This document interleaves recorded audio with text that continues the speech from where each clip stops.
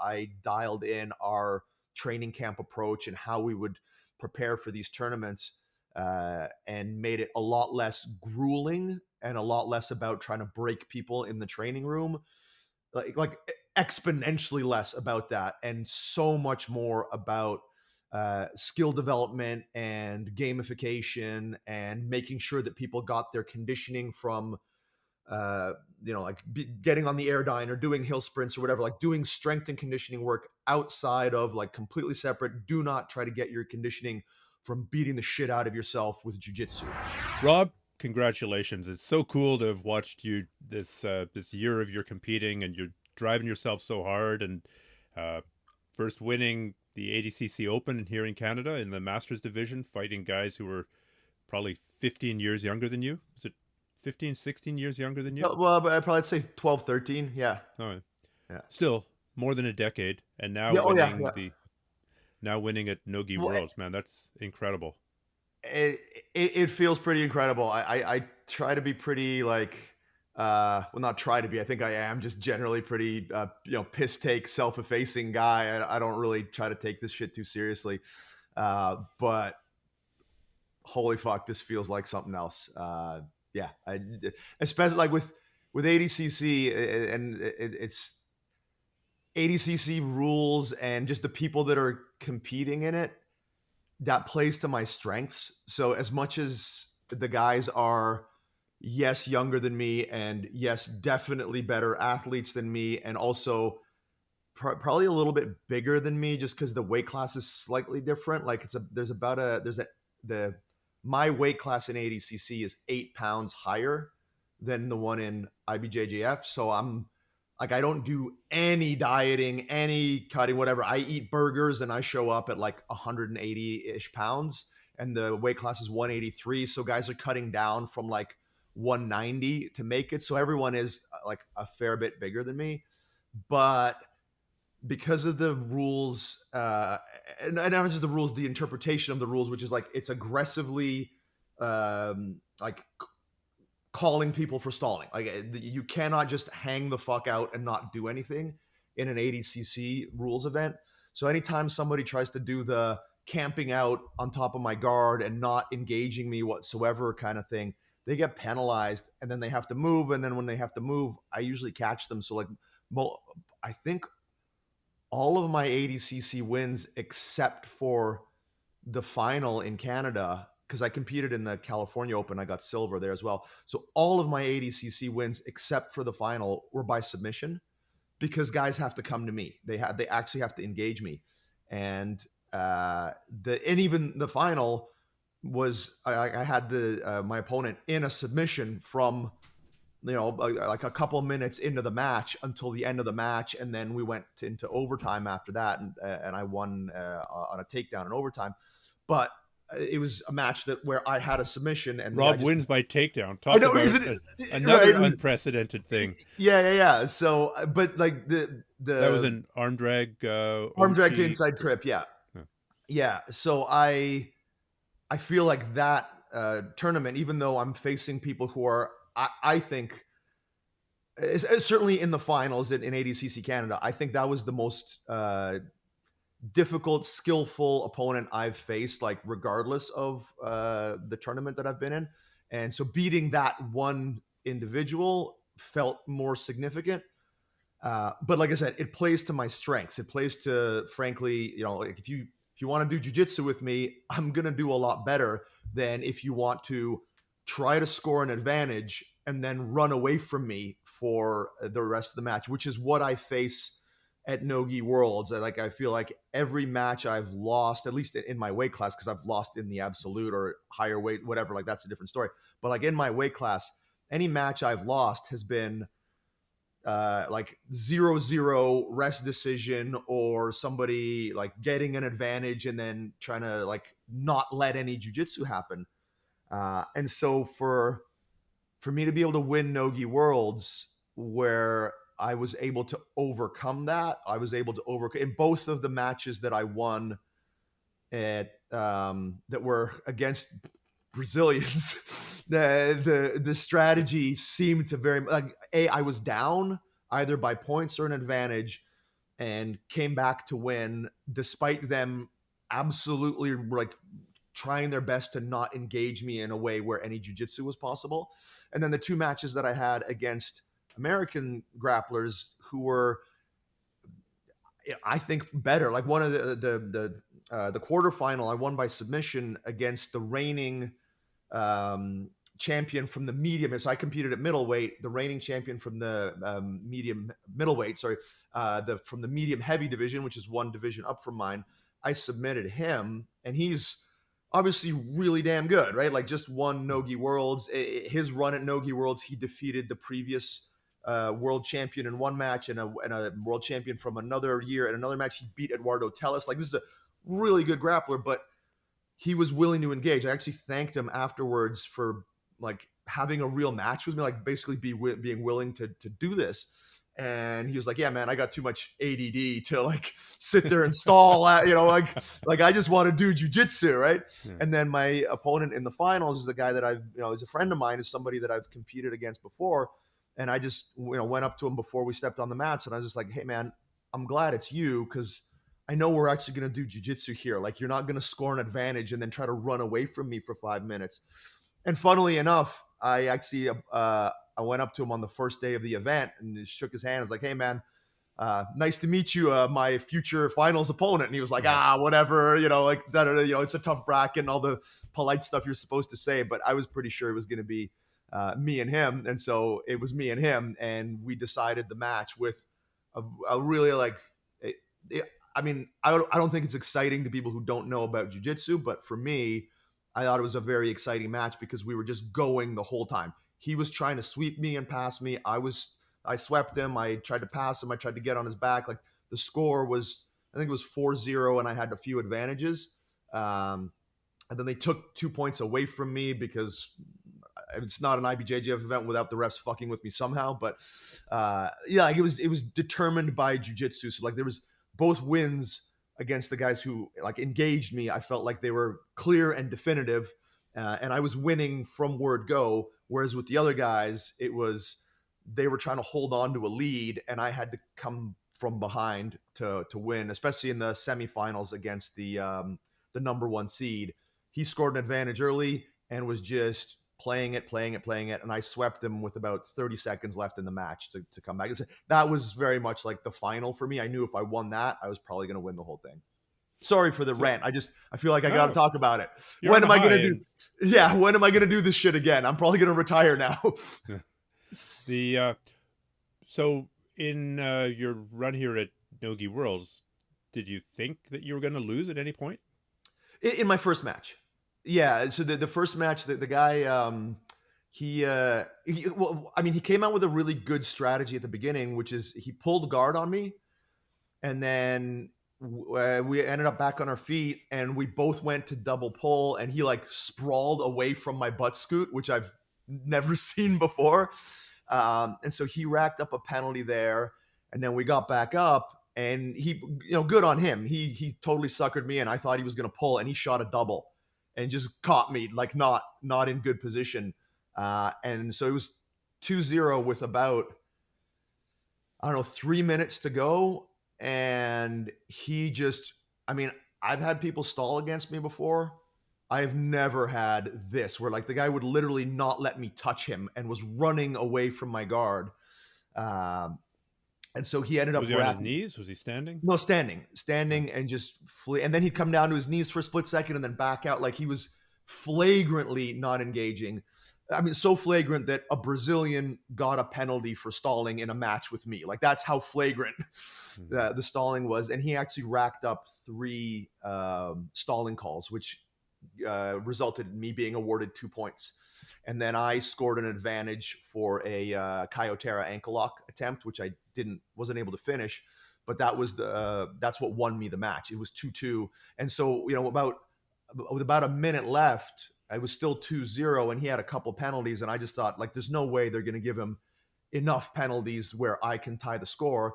And I actually look over at my corner and my coaches, and I just went like, I'm like, what do you want? They're like, Rob, you got to do something. I'm like, what do you want me to do? Like the guy is absolutely not going anywhere near me. And that's when the ref gave a third penalty. So like he had a good strategy, but then he was playing way too conservative with not engaging me. So that was the match that I felt like, fuck, it's gonna happen again. I'm gonna like, because last year I went out in the first round on a 0-0 draw by a ref's decision that I thought was complete horseshit. And so I just thought, fuck, here we go again. Mhm. And when I won that match, from there on out, I was very confident that I was good. Even the semis against the number one seed, where he was trying to kind of hang back, I could feel that it was just a matter of time. Like I knew if I just got a moment to get my foot on his hip, I knew I was going to sweep him. I've been working on this technique that we call it the Keenan sweep at my academy. I have. It's funny. It's What it's is one it? of those. Try and describe it. So it's kind of a reverse De La Hiva sweep, but not really. It can be done from anytime I can take my right foot. If my opponent's right foot is forward, if I can take my right foot and put it on their left hip while I'm grabbing their ankle with my right hand, I can do it. So it's a target of opportunity, and I've developed a lot of entries to it. And so basically, I feel like if I'm holding your ankle and I can touch your hip, I'm going to sweep you. I've hit it extensively in training. Everybody that's visited in the last year has had me dump them repeatedly. I did hit it in my ADCC California finals, but I just ran out of time. So that would have either won me the match or put us into overtime. But I just ran out of time. So the guy that beat me in that final actually messaged me when he saw a clip of me hitting that sweep. He was like, "What is that?" And I went over it with him. So that was kind of a little bit of redemption. So it's just in the highlight video that got yeah, slapped it's in together the with you. it's you'll see it in the highlight video. There's a clip of me on my Instagram just kind of hitting it over and over in a few rolls at my gym. But I'm gonna I'll put a video out in the next day or two, like showing me hitting it, and then like slow mo of me hitting it. So anybody that goes on my Instagram will be able to see it. But basically, I felt really confident that if you just give me this much room, I will hit that. And so I hit it twice during this No Gi Worlds run. So I just had a lot of confidence that came from my training, which will probably be a good segue into what we're going to talk about here today with the gamification stuff and the fuck your jiu-jitsu rounds and all that I do. But I just had I had a ton of confidence because of all of the training that I do around this exact scenario, which is being able to hit sweeps and complete them on high level opponents with like, if you just give me that much, I'm definitely gonna sweep you. So I just knew with the matches, the way they were going after that first match, I just felt extremely confident that no one was gonna score on me because I'd gotten the mistake out of the way where I got tricked into the takedown. So I just figured, my mindset changed quite a bit. Usually tournaments that I do, they very much feel like the same thing, whereas this very much felt like different tournaments. After the first match, my mindset really changed, and then B, just the difference between the opponents, where some of them definitely didn't want to do jiu-jitsu with me, and some of them definitely did, and how I was able to approach that. Everything just felt really just smooth. That whole like flow state, being in the zone thing.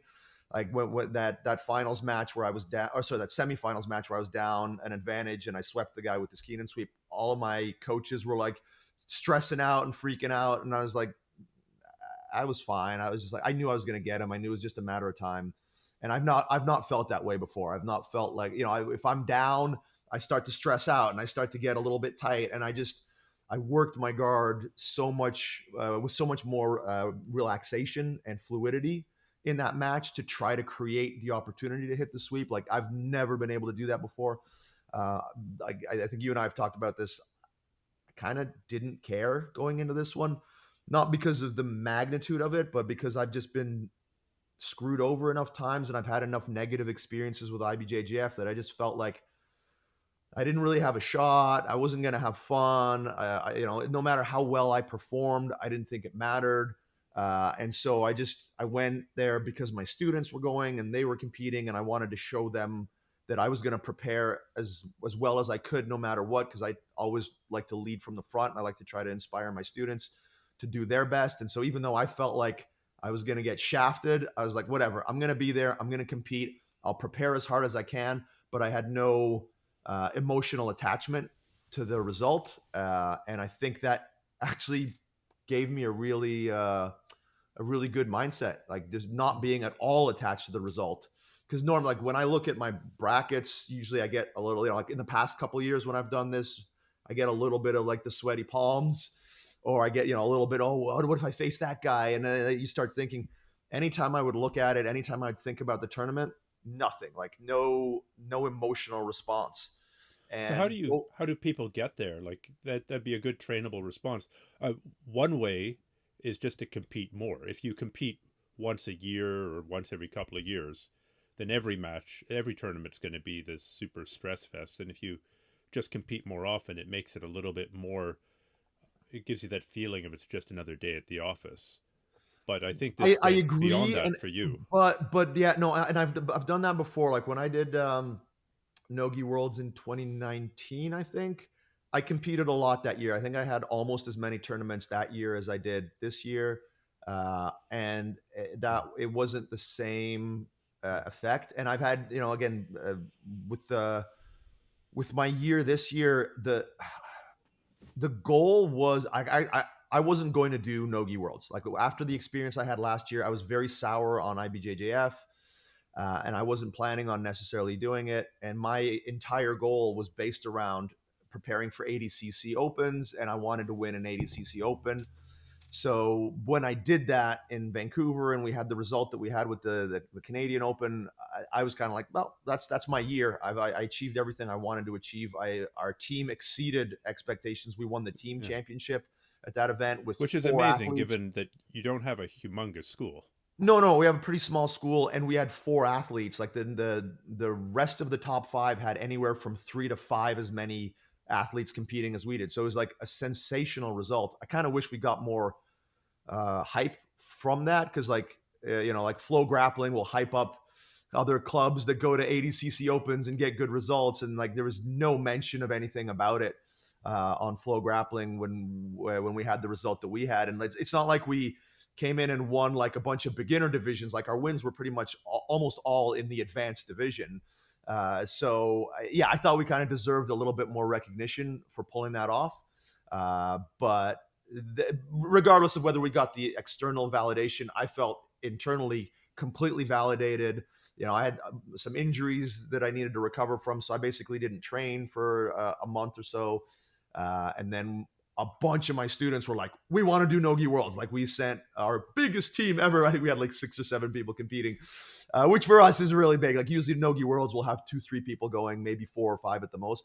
So all these guys at my club that were like, yeah, like, I'm fired up, I want to do No Gi Worlds. Like they were so fired up about it that I was like, all right, I'll do it. But I was not at all emotionally invested in the outcome for myself. So I like it wasn't really about how often I competed. It Yeah. was really just about, I'm treating this like something I'm doing for other people, and there was no personal investment for me. And I think if you can get to that place genuinely and not just lie to yourself about it, I think that's the answer. And I'm gonna like, It obviously this is probably still starts with lying to yourself about it, and then it's probably maybe better than and not lying to yourself about it.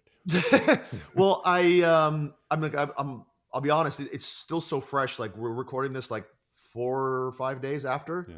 I won, so I'm gonna sit down and I'm gonna try to think about how I got there, and try, because like I try to systemize and gamify everything. So I'm gonna Mhm. try to come up with a way of achieving this mindset that I can transfer to my students and transfer to other people. So maybe that's something I can speak more accurately or intelligently about in the future. Because so much of the success that happened this year for me and for my team has come from the refinement that I've done in designing our training camps and designing my own training, because we trained differently last year, we trained differently the year before, we trained differently in 2019. I did more of trying to replicate the sort of typical, I was about to say the standard jiu-jitsu approach, but that means something else nowadays. The typical jiu-jitsu approach of like a high level club that's preparing for a big tournament.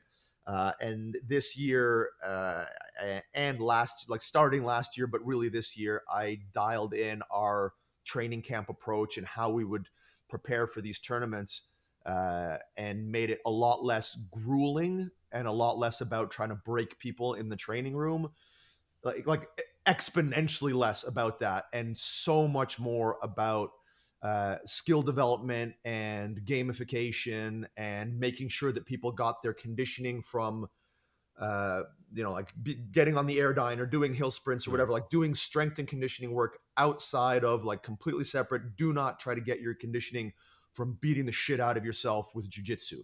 And so we did a lot more training around skill development, skill progression, 80-20 analysis of the rules and what scenarios we needed to exploit. Like, I kind of talked about this a fair bit. Let's go into all that. Yeah. Let's start with why you were separating. Why wouldn't you want to beat the shit out of yourself in the training room? Why wouldn't you want to try and break people on the mat? Why wouldn't you want them to be getting their conditioning from jiu-jitsu? Well, Stephan, it's because I'm a beta pussy who doesn't want to work hard. No. You can't be. You had an alpha, how to be an alpha podcast with Stephan on mental models. You can't be flip flopping between this alpha and beta stuff. Right. So I no. Why? Well, I look forward to the beta pussy approach to winning tournaments and taking names. So I mean I think the answer is in the statement. It's like, why would you not want to beat up your body? Because you don't want to beat up your body. Because if you want to compete well, you want to be entering the tournament as healthy as possible. And I think there's a really pernicious trend in our culture. And by culture, I don't just mean jiu-jitsu culture. I mean the culture in general, that sort of, this glorification of hustle culture, and of like working yourself to the bone and waking up at 4 a.m. and doing all this bullshit that like it just destroys your body. So David Goggins destroying Tony Ferguson 3 weeks before a fight with all this dumb shit that people do because they've been sold this lie of alpha, of like, if you can't handle it, then you're a pussy, and then all this kind of stuff. And it's like, and this all relates to the vilification of expertise and scientific approaches to things. Is just be tough and do it like they did in the old days, and quote Marcus Aurelius, and all, like, go back and be an archaic man, or all this new shit. Fuck that. Just like embrace fuck modernity, embrace ancient ways, and all this fucking, like, these people are idiots. Don't listen to them, for fuck's sake. Right. So there's this horrible culture that's emphasizing just like destroying yourself because that's how you succeed. And I just think there's a ton and it does work for some people for a certain amount of time. Well, but that's a survivorship bias thing, exactly. Right? Like it works for the people that Rob, what's a survivorship bias? Survivorship bias is when you see the people who got the results from something at the end without seeing all the people who didn't survive the process. So because a few people can survive a total, like, gladiator pit, butcher academy kind of room, that methodology gets sold as this is how you get good, while neglecting all the people that dropped out who weren't able to survive because their bodies broke. So if you're not genetically predisposed to surviving crucibles without getting injured, B, on steroids, C, both, right? Like, if you don't have and that, D, very lucky, because if you put as people well through that and 2 people pop out, if you do that again, a different 2 people will pop out. That is exactly right. So if you don't have all of those things going for you, you're not going to be awesome at the end of that crucible. You're 95% likely you're going to be one of the people that broke. And I'm one of those people that would break. Like, I can't train that much. It's not just because I'm 47. It's because when I was in my 20s, I couldn't train the same way that everyone else was training because I would just get injured. Because I wasn't on steroids. I didn't get the memo that you can't train 2-a-days, 6 days a week without being on steroids. So I tried, and I just got injured. Right. So I'm not one of those people that has the genetic predisposition, the luck, and the steroid use to train at incredibly high volume. And I run a hobbyist gym. Even the guys that went to No Gi Worlds with me, the guys that went to ADCC Open with me, these are not people that are taking steroids, B, training 6 days a week. They're just not doing that. One of my competitors at No Gi Worlds who competed in the adult purple belt division, which is if you're competitive in the adult purple belt division, you're better than probably 80% of black belts. And I had a student, and he didn't medal or anything, but he won a match against another, adult purple. And this is a guy who legit trains 3 times a week, comes to jiu-jitsu class 3 times a week. So there's just no way that Which shows you the efficacy of the training. Well, this is exactly it, right? The reason that I am so passionate about this stuff is because if I can do it, and if some of my students can do it, training the way we do it, following just a little bit of science about how you shouldn't just destroy your body in skill training, right? You can certainly push yourself in conditioning, right? And I push myself very hard in conditioning.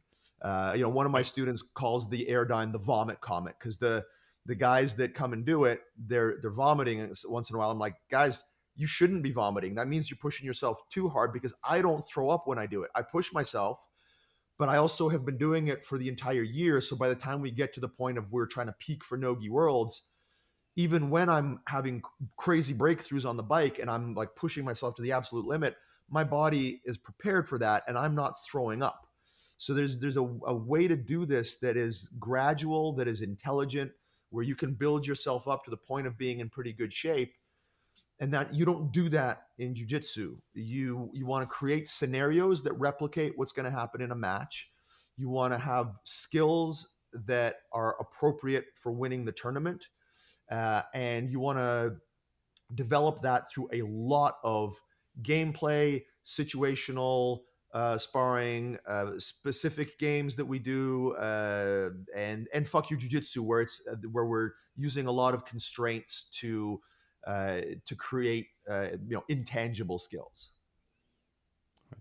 Well, let's get into all that, but first, what was the design of the training camp? How long was the training camp, and at what point did it start becoming different from just regular training? The tournament was on it was December 7th to 9th, I think. Our training camp started on November 1st. Okay. Our official training camp, in that this is when we are starting to prepare for the rule set of IBJJF No Gi Worlds, and where our athletes, if they want to compete, they've got to come to those sessions. I know for me, the conditioning stuff, I basically told my athletes, if you want to do No Gi Worlds, show up in shape. We're not going to try to get you in shape starting in November. All but one of them did that. We had a metric that we wanted all our athletes to hit on the Airdyne. We have a couple of different conditioning protocols that we use. What were those metrics? So we do 5 minute, or let's say 5 minute, because most of us are competing in the Masters division, they're 5 minute matches. So whatever the length of your match is, for me, it was 5 minutes. We would do Tabatas on the bike. So 20-10 for times 10 sets is 1 round. 20 seconds as hard as you can, 20 seconds as hard as you can, 10 seconds rest for 5 minutes, times as many matches as you think you're going to have in your bracket. So for me, that was 5 matches, because my bracket at the time was about 25 people. So I knew I would potentially have to do 5 matches. So we would start out with 3, then go to 4, then go to 5. Basically in the last week of training camp, you would have to do as many of those as you had matches. But when we would start out, you had to do 3. And your output on the bike had to be above 100 calories for that 5 minute round for each of them. So we basically we didn't want you to be below 100 calories in output. And then, sorry, go ahead. Well, just the amount of calories one brand of bikes puts out is different than the amount of calories another Well, brand of we bike. all use the same bike. Yeah, Like, so you all have yeah, to use the same bike. You have to, for people listening, you yeah, might be on a bike where you're going to go balls to the wall and you might get 60 calories yeah. Of course, because yeah. Like, that's a very good caveat. But like, we knew yeah, historically from yeah, using this bike and from the athletes that I was doing this with, and I knew what the output needed to be. Because the other thing that affects it is, like, we have a guy, he didn't compete at this one, but we have one of our athletes is like 240, and when he gets on the bike, his output is pretty fucking high. So for him, 100 would have been too low. We probably would have yeah. needed to set it at 110. And then we've got, one of our female athletes who's like 130 pounds, and she's actually in better shape than some of the guys, but her output would probably be like at an 80 or a 90 because she's just so small. She can't pedal the bike as hard. So, like, obviously there are adjustments, but for the guys that were competing, I know what their output is, I know what mine is. I basically told them, you got to be at minimum 100. So there's a certain amount of, like, you got to get in shape to do the camp kind of thing that started before the actual camp. And there was certainly game planning that happened with some of my athletes, like basically earlier in the year, where I was like, start working on this and this, because by the time we get to No Gi Worlds, your game, the way it goes, you're going to be in these situations. We don't want to just spend 4 weeks on that. I need you to be so confident in these 2 or 3 things that, if you're there, it's For not going to be example, an issue. what did you? So one of my other athletes, Jameis O'Brien, who won gold in the blue belt Master 2 division, I think, he had a very specific game plan. He was going to pull guard and either either get to an underhook from half guard and sweep from there, or pull guard to a seated guard and wrestle up. And that meant that his confidence in finishing the single or finishing variations on a single had to be very, very high. And it also meant that he would be fighting off guillotines at some point in his matches. And I told him going into it, I think all of your matches are either going to be 2-0 or 5-0. You're either going to score your sweep and not be able to pass, or you're going to score your sweep and you're going to pass. And we need to get you so dialed in that even though we anticipate that that's going to be the match, like, you're not going to submit people most likely. You're going to have to go the distance. Your cardio is going to have to be good. Your isometric strength is going to have to be good because you're going to be holding people in these positions. So let's build starting with that. And he just did it. So he was probably working on this shit for 6 months. And then when we had our camp, we had specific guys working with him. We had black belts that flew in from our affiliation that helped out and got him dialed in, where his confidence was, I can do this game on black belts. And sure enough, like, he went out and pulled it off. And like, I was actually pretty confident going into this tournament that out of all of us, he was the one that was going to get gold. And all of his matches were 2-0 sweep. And he came close to passing, but wasn't ever able to fully solidify a pass. But no one scored on him. And he beat and this is going to be like hilarious, the reigning blue belt world champion, who was trying to repeat, which is hilarious. Like, who does that? I think once you've won a world championship at a belt, At a automatic colored belt. promotion. Yeah, exactly. So, but yeah, like, so this was a guy who executed a game plan to an absolute T and was super coachable. But like, I don't think we would have been able to get that result for him with just the training camp. So we were getting ready for this shit months out. So the actual training camp was about 5 weeks, with the final one being, a pretty taper kind of week, where we just did a lot of fuck your jiu-jitsu type stuff, positional sparring, specific sparring rounds, and just made sure that people were working on their game plans. One thing that we introduced was, during the rounds that we were doing, all the athletes had to maintain awareness of the score. So at the end of their round, I would call out, okay, competitors, what was the score? You over here, you over here. What was the score? What was the score? So we made everybody really like hyper aware of where they were in the match. So like, that was one thing. But no shark tanking. We didn't do any Shark Tank stuff. We didn't do any match simulation, which we've done before. Basically, nothing of super high intensity rolling. Like obviously there were some competition speed rolls, but before we would roll, and we had 3 competition sessions a week. Before we did any of them, I would give a speech to the room that like treat the athletes like they're made of glass. Absolutely no dumb shit from the training partners that could potentially cause any, like, if you have even the slightest bit of doubt whether this is a good idea in terms of intensity, in terms of explosiveness, don't do it. Treat the athletes like they're made of glass. So no one was going at them like a bull in a china shop. The entire premise was, let's protect these people and let's make sure that they show up ready. Which has also got to help build confidence and I'm untouchable. Well, you are a little bit. Yeah, but I mean, in terms of the end result, like for me, I have not yet had a training camp where I've actually been healthy and been able to do jiu-jitsu for the whole camp. The last couple of years that I've done No Gi Worlds, I've basically done conditioning and rolling without the use of one or both of my hands for almost the entire camp.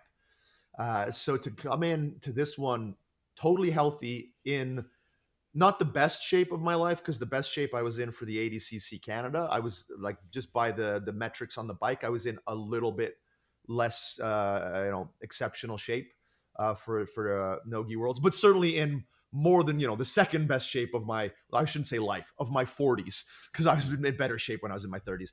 But of this recent competitive run, the second best shape I've been in, and it was more than enough. Like I was never close to being tired. Even in my finals, which was a bit grueling, I felt a little bit like I broke my opponent at the end with conditioning, where like there was an exchange that we had where I kept going, he didn't, and I ended up attacking I ended up on his back, not like with the hooks scoring the points, but on top of Turtle, because of the fact that I was able to just not stop and he had to like take a breather. So all of that resulted in a clearly my best performance of my life. So you've mentioned fuck your jiu-jitsu as a staple of your training.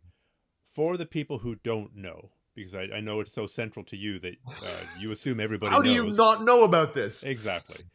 What do you mean by that? So this is I would say it's our proprietary constraints-based, development rounds that we do, where the term "fuck your jiu-jitsu" comes from embodying the mentality that I don't give a fuck about your jiu-jitsu, right? Like the phrase actually comes from a training session that I was in at Ryan Hall's Academy.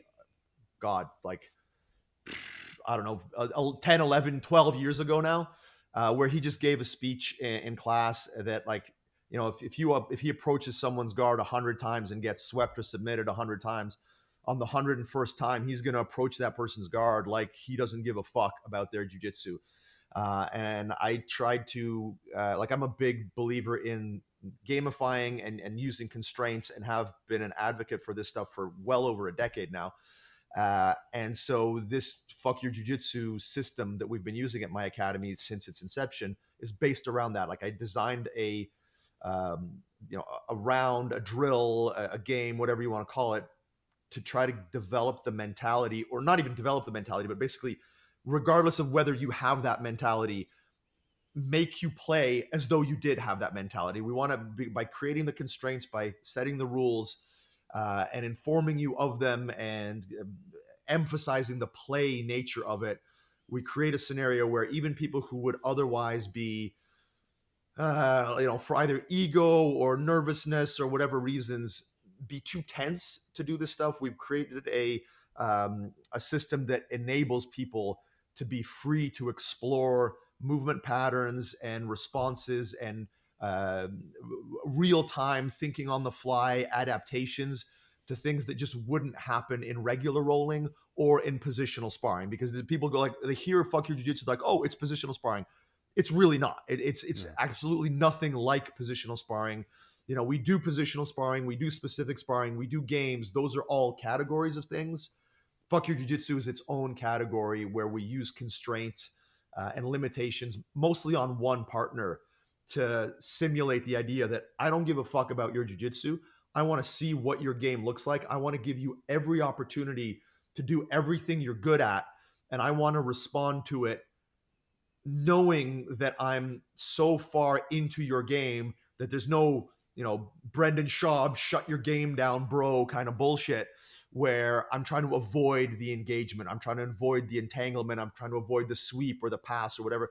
So we have a bunch of different fuck your jiu-jitsu games where we take a skill that we're trying to upgrade. And by flipping it partway through the round, both people get to work on the severely constrained part where you're not allowed to do certain things and you're letting the other person do a bunch of stuff. And then the flip side of that, which is you are allowed to do a whole bunch of stuff and the other person is constrained, and you really get to explore the depth and breadth of a game that you're trying to develop without somebody trying to kick your ass the whole time or even trying to stop you from doing certain parts of it. Yeah. I can attest that you've been working on this stuff since forever. I mean, since the very first instructional we did together quite That a was while back in ago. 2015. Yeah, that was 8 years Yeah. ago. Yeah. Yeah. You've been advocating for it. And so this has been very much part of your training. And when I came and watched part of your training camp with your athletes, I mean, that was fuck your jiu-jitsu sweeping, fuck your jiu-jitsu passing, and the engagement phase game were the mainstays of Yep. that was included in every session. I mean, there's Yeah, so that tons was of something. games, but those were again and again and again. Yeah, so that's when it comes to designing a training camp, that was something that I very much thought about going into this one. Was like, okay, I want to lean, like we do the game stuff at my academy, but I was like, you know what, I want to lean on this even harder because there was an element of I don't care. There's like that's freeing, right? Like Yeah. what's the Mark Manson guy? Like like not giving a fuck, like the freedom of not giving a fuck. And so because I'm The subtle interested, art of subtle not art. That's giving it. a Yeah, the subtle yeah. art of not giving a fuck. So with having a little bit of that attitude, and I mean I've always had a little bit of that attitude where I want to improve and I want to figure out what works best, and so I'm less attached to stuff that I've done in the past than I am to figuring out what's going to work better. And so I just, okay, I've always used this stuff. I've used it to a certain degree. Let's just do an experiment. Let's run an experiment in this camp with leaning on our proprietary games, which, like you said, so it was fuck your jiu-jitsu sweeping, fuck your jiu-jitsu passing, and the engagement phase game, which are all things that we've been doing for, again, more than a decade to some degree, but just leaning on it more and let's see what happens. And this is what happened, right? Like we had our best results ever at No Gi Worlds. I had my best results. Our team had our best results. We had a couple gold medals, a silver medal, a bronze medal. Like it really, really fantastic for, I think we had 3 athletes that didn't medal. One of them got injured in his first match. So what can you do? And he was beating the number 1 seed in that match when he got injured. We had another athlete who didn't medal because of some severe home cooking. Like he beat the nut. Well, he was winning the match against the number 1 seed, which if he had won would have taken him into the medals after winning 2 matches completely dominantly. Was winning that match. The match ended with him winning, and then the ref cooked up a retroactive advantage to give his opponent the win. Like it was blatant, like home cooking. So like we basically had almost all of our athletes that had performed well enough to medal, which again hasn't happened before. So yeah, I think the results clearly show that the adjustment was effective. From the point of view of a coach as well, I think the fuck your jiu-jitsu approach would probably be one of the best ways to break that person out of the rut, that person who's always been doing the same thing. In some cases, I've seen people who've been doing the exact same thing for 20 years. I Yep. trained with them 20 years ago, and they get this grip, and it's especially bad in the gi, but it's also in no gi. And they just latch onto that one position. They got their one submission that they do. They've got, uh, I mean, of course, you do want to have your areas of specialization. You Sure. don't want to Yep. be so locked into that specialization that you're a one-trick pony. Well, yeah, but so like if we talk about areas of specialization, so I obviously used my Kyotera ankle lock in Yeah. almost all of my matches, either getting it and creating a sweep threat from it, or scoring an advantage off it, or making somebody have to like people have asked me if I research my opponents or I researched my opponents for this tournament, and I was like, no, not really. Like there wasn't any one in my bracket that I knew. Eduardo Tellis was briefly in my bracket, but then he went up to medium heavyweight. I don't think he ever competes at middleweight. I don't know why he put his name in the bracket for middleweight. Maybe he was like, I'm going to lose some weight. And no, and I did see a question somewhere about like how much weight I lose for this. I walk around at 178 pounds.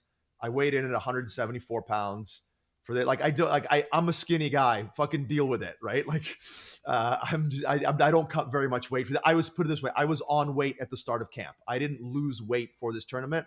I was just getting in shape and eating clean. And on November 1st, I was 173 or once. I actually gained weight a little bit throughout the camp. So I don't like cut that anyway. But yeah, like there's that was the only name that I kind of recognized. But like I don't look my opponents up because I feel like, and this is probably the most alpha thing I'm ever gonna say, but my attitude going in is I don't have to deal with them. They have to deal with me.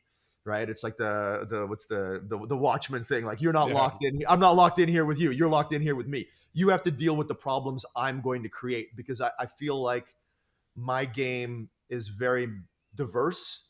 I've got a lot of threats. Like I can sweep you, I can submit you, I can pass you, I can take your back, I can take you down. Apparently, like there are. I feel like I've got threats everywhere, and I don't feel like that's the case for the majority of my opponents. With most of my opponents, I feel like there's one thing that they're trying to do, and if they can't win that way, then and that's not all of them. Like obviously, my opponent at ADCC Canada, Dave Porter, I very much felt like I was competing against a bit of a mirror image of myself where it's like, oh shit, this guy's dangerous everywhere. He can do this, he can do that. So him, because I knew who he was, I researched him. So it's not like I never researched my opponents. And did the research prove to be useful? Very. You're like, oh shit, I know what he's doing.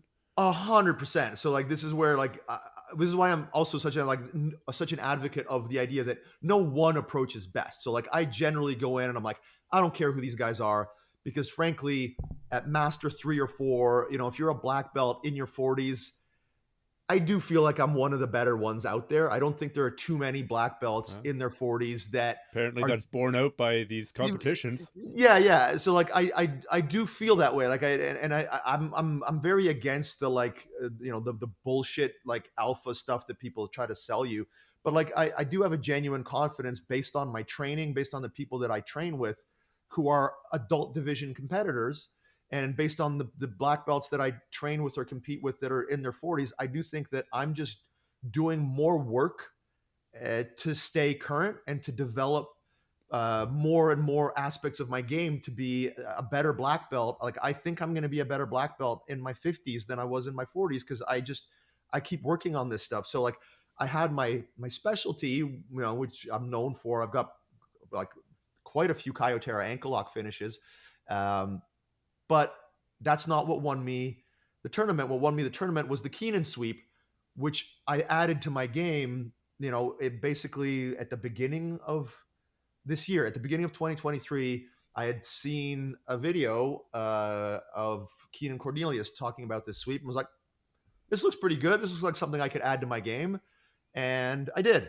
And I was able to use it effectively within like 30 minutes of practicing it. Like I tried the technique out. I was like, oh, this just plugs in. Like there's some stuff that takes a while. I was immediately effective with it. So the fact that I did so much fuck your jiu-jitsu sweeping, where I just got to practice doing this so many times that in the semifinal match where I hit it, I actually hit it in a way that I hadn't hit it before. Like there was a setup that I used that but based on how the guy was entering my guard, there was a Kuzushi that I did from De La Hiva that got a reaction that was like, oh, I've done this before. Like I've felt this weightlessness before, even though I haven't done this exact movement, because I've done so many iterations of this in fuck your jiu-jitsu. I was able to so I had the grip with my right hand, and it was also on my weak side, the side that I don't play as most people step in with their right foot. I play my De La Hiva with my left leg a lot more. both of the opponents that I did this to, I think had actually studied me because they came forward with their left foot and made me play my De La Hiva. Actually, not both, all of my opponents that did this before the finals came in left foot forward, trying to avoid that side. And despite that, I was like, whatever, off balance, grip switch, put them down, and like swept them very easily with almost no resistance after the initial off balance, because I've just been there so many times. So because I play these games so much and I try to like constantly develop my game, I do feel like I'm the one that's causing you the problems. You deal with it. I'm not dealing with your shit. The only shit that I deal with is people running away from me. Yeah. Well, certainly, as you talk about in your BJJ games instructional, one of the aspects of fuck your jiu-jitsu is that you don't, and if we're doing a regular round and you sweep me one time, now you're on top. And now you're going to be you're going to be either trying to pass my guard or passing my guard and then holding me down and then working for a submission. And now we're running out of time. So you got one rep in of that sweep. Exactly. One With rep. fuck your jiu-jitsu sweeping, you're sweeping and you're sweeping and you're sweeping and you're sweeping and you're broadening your body knowledge of uh, and familiarity with all these different little moments in time and little shifts of weight. Oh yeah, and so I had my two purple belt athletes, the adult division, the master one athlete. They both at the start of this camp, they felt like they were pretty confident with some aspects, and we did a session in the first week of camp, a fuck your jiu-jitsu session, maybe even the week before the camp, where I made them do more fuck your jiu-jitsu rounds, and I did the round. I made sure to do the rounds with them. And I did the round, like I wanted to make sure that everybody really got what was making me effective and what can make them effective. And so I had everybody watch me do a round with one of these athletes while they tried to sweep me, and I was giving like live, like real time play by play, like talking about while they were doing, and they were going like full balls trying to sweep me, and I was just talking about what I'm doing to negate it. And then we'd switch top for bottom, and they would try as hard as they could to prevent me from sweeping them, and I would talk about what I was doing to enable it. And that was really illustrative because they both came out of that training session, they're like, fuck, I actually suck at sweeping. Like I thought I was good because I'm sweeping my training partners here and there, and I'm sweeping some people in local competitions. But when somebody is like really, and again, we had a couple of black belts come and visit us for this camp, and these athletes got to work with those guys, and they're like, man, it's really fucking hard to sweep somebody who doesn't want to be swept. And so that game, probably more than any other game throughout this camp, is That's why intangible jiu-jitsu, my friend. It's invisible. yeah, it's exactly. But that game is why we had the results that we had, where everybody that got into a position to sweep somebody, they did it easily. Like it wasn't a battle. And the ones that didn't, it's because they had the mental lapses and they didn't do the thing that they were supposed to do. So yeah, like as people get more and more experience, like I'm really looking forward to the next camp that we do, and with everybody who did this camp and kind of knows like, hey, this is what you can get from doing it this way. I'm really looking forward to seeing what the guys and gals are capable of. Can you talk a little bit about sort of an 80-20 analysis? And you were essentially had two back-to-back camps, one for Abu Dhabi ADCC and one for No Gi Worlds, and different rule sets. And Yep. people may or may not be familiar with the main differences between those rule sets. Can you talk a little bit about the 80-20 analysis and camp design and which games you plugged in and which games you removed? Yeah. So the camps were very different for that reason. So and just to finish a thought, sorry, when you had asked if I looked up my opponent. So with Dave Porter at ADCC Finals, that was a bit of a unique situation because I kind of knew basically for sure that because of the way the brackets were laid out, that I was going to meet him in the finals. And I was so confident that I would be in the finals that I did actually manage to prepare like, okay, this is the game plan and execute. And I think under most circumstances, if you have to research 4 or 5 opponents, you don't really have the time to come up with parallel game plans for all these different people. So that's one of the reasons I don't do it. It's not What just like was the game plan? well, the game plan was because I knew it would be in a final. I was really like I knew I couldn't just pull guard, so I worked on trying to find a way to work around the ADCC rules to pull guard, to basically try to offer him a takedown in the no points period. I knew that So maybe people don't understand the how the points work in the finals.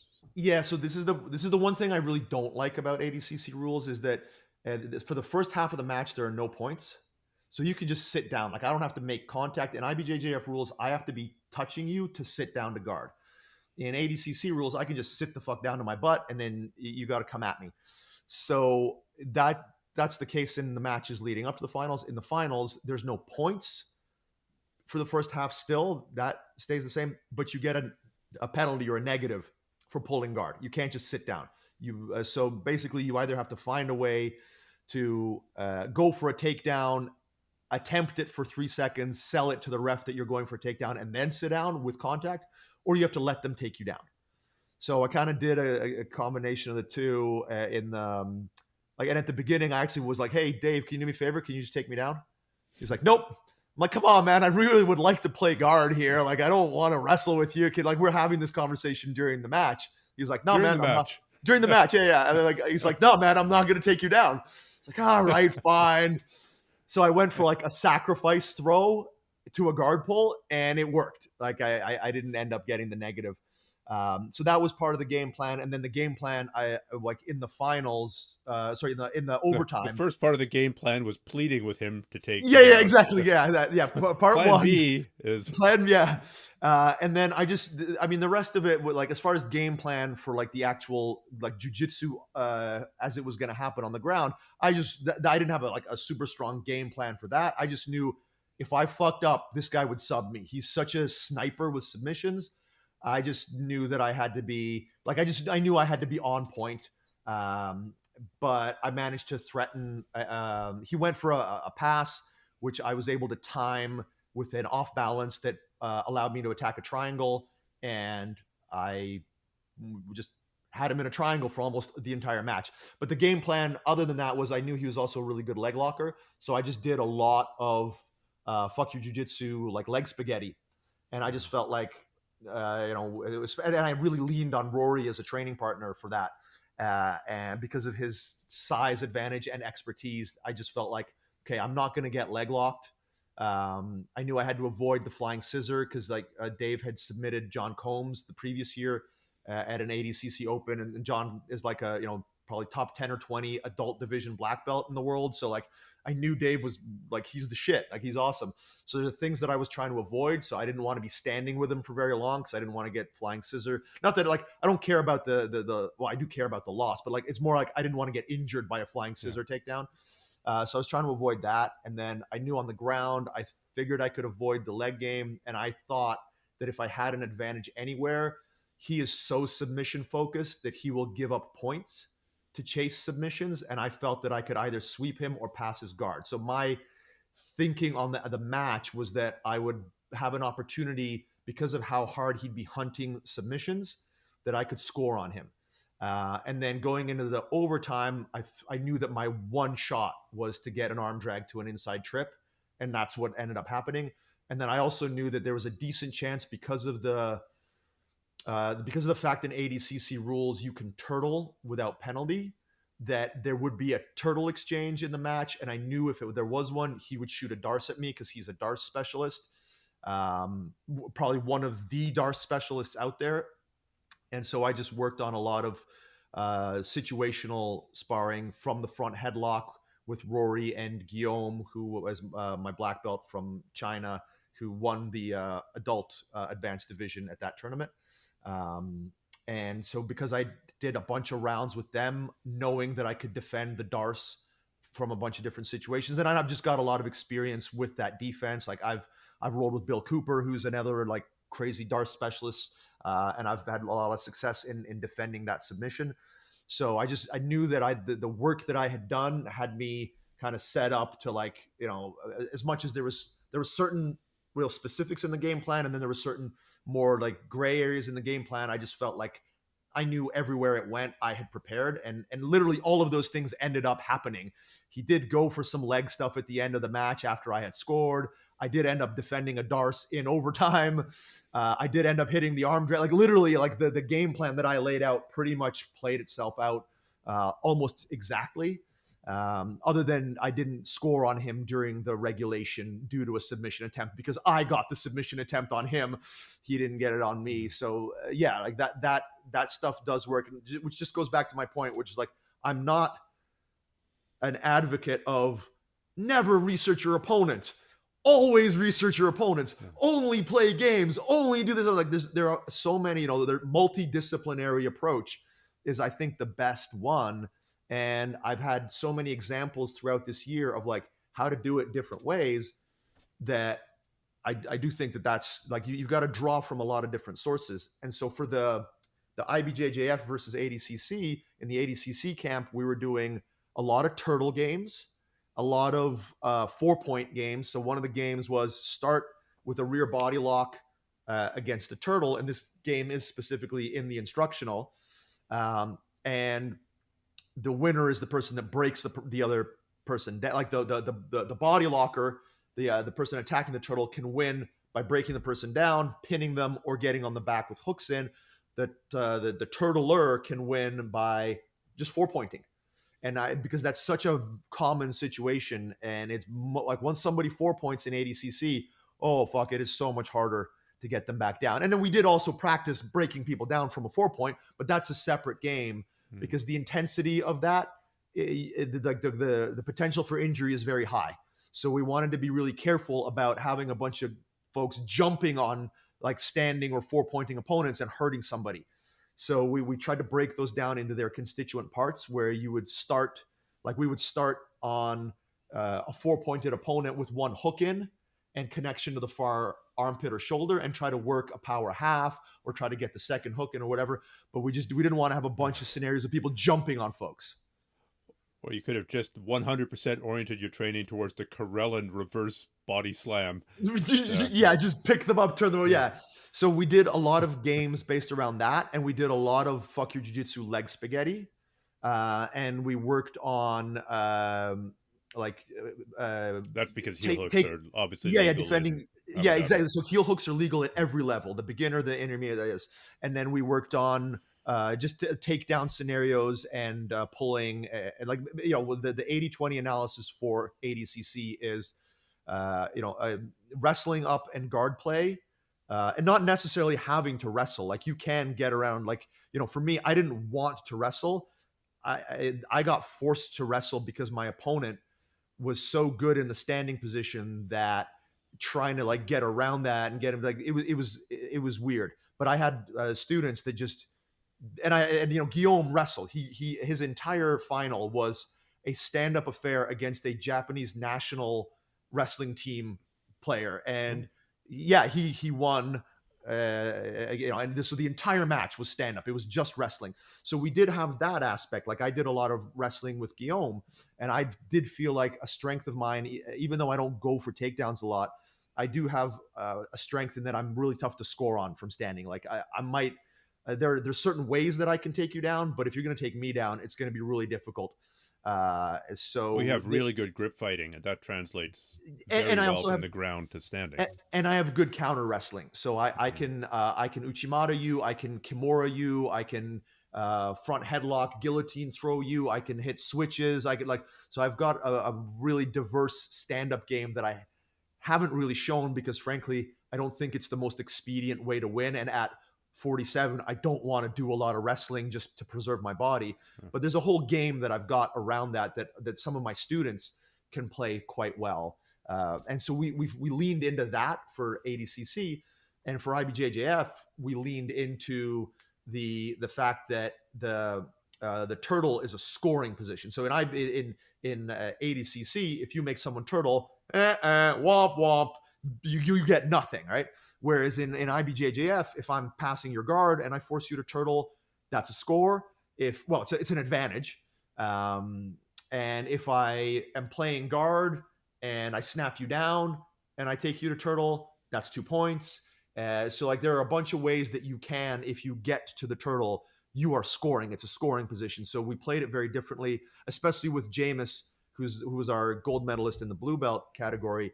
He moved to us from a different gym where they don't do a lot of things well, but one of the things that they do is they've really embraced the Eduardo Telles like turtle stuff. And so some of their folks are hard to score on in that situation for ADCC rules. But the problem with that situation, and I explained this to him throughout the camp. So, we spent a lot of time building him up and creating skills that he could win with. And then the one thing that I was really emphatic on is you got to stop this fucking turtle shit where you're just like, oh, whatever, I'll go to turtle and I'll do a bit of hand fighting. I'm like, yeah, and then you'll lose the match by advantage in ADC in IBJJF because you will definitely get a guy who's got that strategy, who is like, all I got to do is score an advantage, and then I'm not going to go anywhere near you for the rest of the match. So if you turtle, oh look, I'm trying to get my grips. I'm trying to get my exactly that shit. So I really had to sell him on this idea that like, I love this skill that you have. I think it's wonderful that you can defend the hooks. I think it's wonderful that you can defend the choke and make sure that people can't fully get on your back and get the 4 points. But so fucking what? In this tournament, you give up an advantage, you probably lose. Especially with how close I knew his matches were going to be. He couldn't afford to go down an advantage because he needed to have the other person trying to come after him so that he could hit his sweep. And now there was a moment in one of his matches, and he actually sent me the clip of it, and I will probably post that as well, where you hear me screaming, Jameis, roll, fucking roll, because he was almost in a turtle position, and if he hadn't grand beat and gotten back to guard, he would have given up an advantage, and then that guy could have rode that advantage out. And so that was the one moment where, again, because we emphasized that so much, like, listen, this is a shit position in IBJJF. It's great for ADCC, and IBJJF, you can't be there. And we did a lot of work with him, making sure that he didn't do that because he's so used to doing it in regular rolling. It's such a strength of his. So we had to get him to unlearn that habit to make sure that he had a chance at winning. And again, he did it like letter perfect, right? Like it was a tightrope walk for him, but he did it. And so we did that 80-20 analysis on the turtle position. And then obviously we could just throw the leg spaghetti out the window for the most part because, below adult brown and black, you're not allowed to reap, you're not allowed to heel hook. So we didn't really have to do very much of that. And so we leaned in very much to the get good at sweeping, get good at passing, and make sure your guard is on point and you don't get your guard passed. And don't really worry about, there's almost no takedown work in the camp because we all just had the strategy of pulling. Okay. If you ever do go back, right now you're saying you're going to retire. We'll see if that ends up being true. What are you going to do about the stalling that's so prevalent in IBJJF? Well, so honestly, I mean, obviously having a good relationship, either being Brazilian would be an answer. Having a Brazilian coach in your corner is part of the answer. Yeah. But we can't. Yeah, no, and it did make, that did make a difference. Again, I don't know how much I want to tell this because I'm sure the IBJJF is listening, but like the previous year where I lost a 0-0 ref's decision, Cayotera wasn't able to be there. And this time when I was down and my corner man, Corey, was imploring the ref to give penalties, no penalties were forthcoming. And when Cayotera showed up with about 2 or 3 minutes left in my match, all of a sudden, penalties started flying at the other guys. I don't know what the relationship is of those things. So yeah, like outside of that, and people wished me good luck prior to this tournament, and they're like, good luck, not that you'll need it. And I'm like, no, I will need it. Like if Kaio hadn't made it, I probably don't get out of the first round, and I know that. That's why this win does feel special because it does feel like there's so much that had to happen right from a lot of perspectives. My teammates, I had such incredible support with our affiliate network, people flying in from like the US and Canada and coming here from Vancouver. Like we had so many amazing training partners, and I was healthy, and and then all of this stuff, like it just came together, right? So for that reason, like you said, I may just retire from competing, but if I don't, I may just retire from competing in IBJJF. Like that, now that ADCC has recently announced, because I've been competing in ADCC in the Masters category, which is 35 and up. And goddamn, if like I don't really want to compete against guys who are younger, bigger, stronger, faster than me that are like 35 and are doing their first ever masters, competition because they've been competing in the adult division. All that, like, it's not great. And so they just announced there's now a Master 2, which is 45 plus category for ADCC. So I'm very interested in competing in that. So I do think if I continue competing, it'll be much more focused on that. And I may just not do. Sorry, I'm having to adjust here because my knee and hip are sore from sitting. If I do continue, I may not compete in IBJJF again.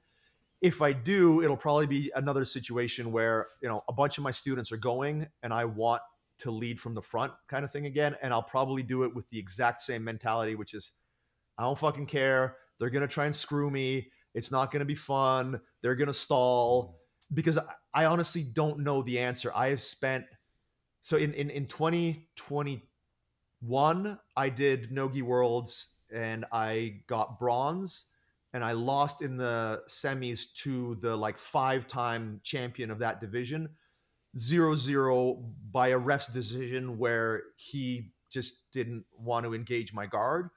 And so I spent the entire year of 2022 preparing for that same scenario. And I made adjustments to my game.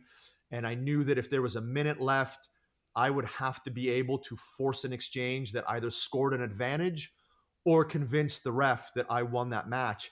And in the final minute of my opening round match in 2022, with a 0-0 score where a guy was literally body locking me from inside my closed guard and not allowing me to move. Oh, really? Yes. That is Oh, that yeah. is not a way to pass the closed guard. No. So he was body locking me from inside my closed guard, and I managed to threaten a sweep, which then led to a triangle attempt, which he had to defend. And I was like, got it, in the bag. Nothing else happened in that match. Zero offense from him. I did a threatened sweep to a triangle. One, I thought I was going to get an advantage, but I was like, all right, if you didn't give me the advantage, I'm definitely getting my hand raised for this. Like, all of the shit that I worked on all year, I fucking did it. And then the ref raised the other guy's hand, and I was so disgusted that, like, if I can spend an entire year working on dealing with this exact scenario, and I dealt with it, like I did. It's not like I failed. It's not like I tried it and the guy held me there. Like, I did the hand fighting I needed. I did the kazushi I needed. I got him off balance. I shot the triangle. It was the only moment of offense in the match, and they fucked me, right? So, like, how do you get excited about the prospect of doing that? Like, this year it worked out, but if it hadn't, it would have been another first round elimination. So it's so hard to just get excited about circumventing this horseshit process. And it's horseshit both from the perspective of the IBJJF and how they run the organization and how the refs interpret the rules themselves, but also it's the guys who compete in it more than anything. Because, like, I competed in IBJJF rules, this time out, and I had 4 matches, and 2 of them were kind of that, and 2 of them were great. Like, 2 of them were guys who wanted to do jiu-jitsu. So it's still always down to the competitors. So I don't know. I don't know how I would try to figure out a way around the stalling. Well, if the guy's standing up and backing away and not allowing you to make any contact, then I guess your only option would be to stand up and wrestle. Yeah, exactly. So, and that's what I mean. Like, that's the only option. And frankly, I don't really want to go to a tournament to wrestle.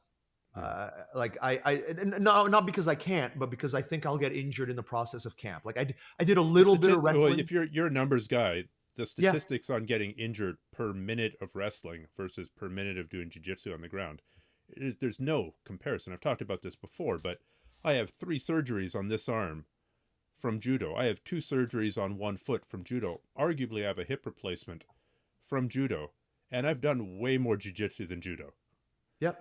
So no, I that's what I mean. So, like, I did a little bit of wrestling in this camp just because I figured, okay, part of my strategy was, if it's 1 minute to go and it's 0-0 and I feel like I'm going to lose a ref's decision, I will get up and I will wrestle and I'll see what happens, because I don't care. Fuck it. I'll wrestle a little bit. So I did wrestle a little bit through camp, but very, very minimal, very safely. And I felt good. I was hitting new stuff. I felt pretty good with my game.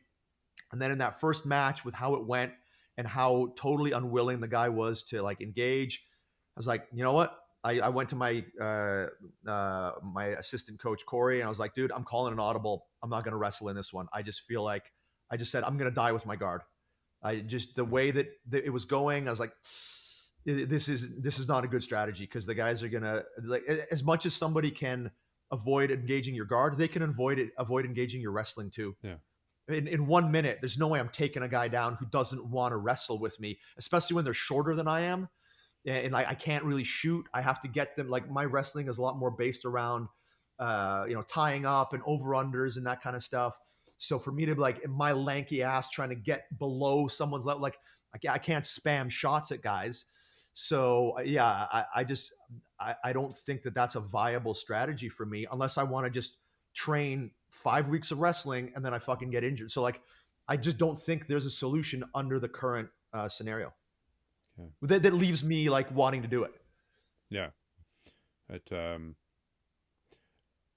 I think it's unfortunate because Yeah. So no, like, takedowns are an essential part of martial arts. Takedowns are beautiful. Yeah. Judo is beautiful. Wrestling is beautiful, and it's just so damn injurious that I don't know if injurious is a word. Injury causing, injury inducing. That in terms of, an 80-20 analysis of what you should focus on, I don't think you should focus on it unless adult division, ADCC, whatever. Like, there are reasons to do it. I'm not saying that no one should. I'm just saying that for me, at my age, with what I'm preparing to do, it doesn't make sense. Especially now that I've won No Gi Worlds. Yeah. Like, if I had, maybe, okay, and you did it your way. Yeah. We're gonna spare the audience. Because let's face it. If I hadn't done it this time, maybe I would have been like, all right, let's get one more kick at the can. I'm gonna focus on wrestling for 2024. But I mean, the other thing too is like, let me just buy 2 knee braces, 2 elbow braces, 2 shoulder braces, and a neck brace prophylactically. Yeah.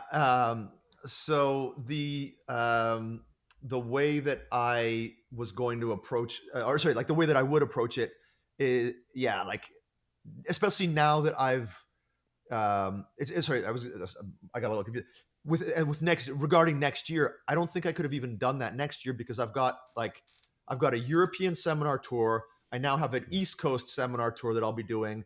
I just bought the building next to my academy, and we're going to be looking to expand into it either, next year or in 2025. So like, the next 1 to 2 years for me as as an individual, as a business owner, as an instructor, are so like mapped out and busy that I don't even know, like retirement, wanting to retire or not, I may not even have an opportunity to compete in 2024, just because of how busy I'm going to be. And I don't know that I'll be able to prepare properly.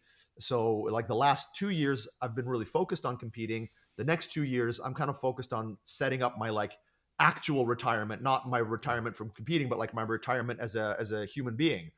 From a keep job, on doing the conditioning so that you're within striking distance. Oh yeah, no, I will be doing that, definitely. But who knows if I'll be able to compete again for a year or two. Okay. Before we go here, Rob, can you just pimp BJJ games a little bit? Alternate title: Quit Playing with Yourself. Yeah, and explain what people can expect to get if they grab that. Well, so what you'll get is the latest, because I'm always developing these, like, whenever people ask me about a product from like years ago, I'm like, I mean, you can get it because it's good, but if you want, like, I'm always improving it. So anything, it's like when people ask me, should I get modern leg lock formula or cutting edge leg locks? I'm like, dude, get cutting edge leg locks. Like, it's much more recent information. So with this, you're getting the most recent versions of how we design and implement the Fuck Your Jiu-Jitsu systems, how we design and implement all the different gamified training that we did for this camp. So like you mentioned, the engagement phase game. So, we've got a section in this instructional on Fuck Your Jiu-Jitsu, what the rules are of it, how to do it, what the mindset you need to use to get the most out of it is, and a bunch of examples of it being done. We've got tons of rounds on the instructional. We've got the games, which some of them are uh, very constrained, like very task based. Kind of you've got to get here, your opponent has to get here. That's a win condition. That's a win Yeah. conditioning. So we've got an extensive suite of those, and then we've got our specific sparring, a situational sparring, which again is not like normal positional sparring where it's like spar from closed guard and then go. There are win conditions, there are rules, there are constraints that we're trying to put on you so that we achieve the most effective, again, from an 80-20 analysis, set of movement patterns that you're trying to achieve from the closed guard or from the half guard or from whatever. Like there are a bunch of different positional sparring games that we do that are designed to optimize your development. They're not just go to this position and spar. Don't go to half guard and try to get a sweep. It's a lot more thought out than that. So we're using the constraints led approach that I've used so much to design all these different games, and we're giving you a ton of stuff on mindset and a ton of examples of me doing it and how effective it can be. I think there's a round that you'll see in there that I'm thinking of, where we do the fuck you jiu-jitsu top control, and you can see me doing this game with a visiting black belt who's actually quite good, but he hasn't done this game before, and you will see the disparity in how much of a skill you can build if you've played this game and if you haven't. I'm the seminars that I'm doing nowadays, I'm getting a lot more requests for people to teach fuck your jiu-jitsu or some gameplay at these seminars, and the degree to which I can get people so much more proficient in these intangible skills just in the course of a seminar and doing a few rounds of fuck your jiu-jitsu, and showing the value of that is dramatic. So I do promise anyone that gets this, if you aren't familiar with my work, if you haven't done fuck your jiu-jitsu rounds before, if you haven't used gamification before, I promise you're going to get a drastic increase in certain skills that will translate into your rolling. And as always, if anybody ever has any questions or wants to reach out to me, please do. I'm happy to answer questions that people have from it. Okay. I've said it before, but I'm actually jealous of people who are starting jiu-jitsu in this day and age, because with the improved training methods, and I think the BJJ Games instructional is a perfect example of the new improved training methods. The amount of improvement that one can do per unit time is just so much higher than it was, back in the old days when you and I both started jiu-jitsu. It's Yeah. like, okay, here's a technique, here's another random technique, here's another random technique, and now spar. That was Well, very much and I mean, again, I always hate to hold myself up as an example of anything because I'm a fucking idiot. But like, if I can be an example, I'm the example. How many black belts do you know that are much better at 43 than they were at 38, that are much better at 45 than they were at 43, that are much better at 47 than they were at 45? It doesn't happen very often. Like most of the guys that I train with that have been black belts as long as I have, they've got their game from 2003 or 2010 or whenever they got their black belt. Their bodies are immensely broken. They've got bad knees, bad backs, bad hips, bad necks. They need surgery on this, surgery on that. I've had a couple of knee scopes, meniscus, but like nothing. I don't have back problems. I don't have knee problems. I don't have neck problems. I don't train as much. I roll 3 times a week. I'm improving still dramatically at this age. I'm adding new stuff to my game constantly, and I'm only able to do that because of this approach. I'm not sparring hard. I'm not killing myself. I'm not doing. I'm not. It's not the Pohada shit, right? Like I'm just train. I'm not roiding. I'm not doing. I'm not even taking creatine. Although I should probably start at this point. And I should start doing more strength training, because like I go to these events and like if you look at the podium shot and me and all the other guys, it's like it's fucking beanpole and all these jacked dudes. So like I'm not doing any of the stuff that people tend to associate with being able to perform at a high level at this age. But what I am doing is a lot of the gameplay stuff to develop my skills. awesome. Well, it's inspiring to watch. It was really cool to watch your training camp. Man, you looked so sharp, and I had a really good feeling about your upcoming performance. But there's always the roll of the dice factor, and I'm glad that training and preparation and technique and a little bit of luck all went your way in these last couple of months. I love it when a plan comes together.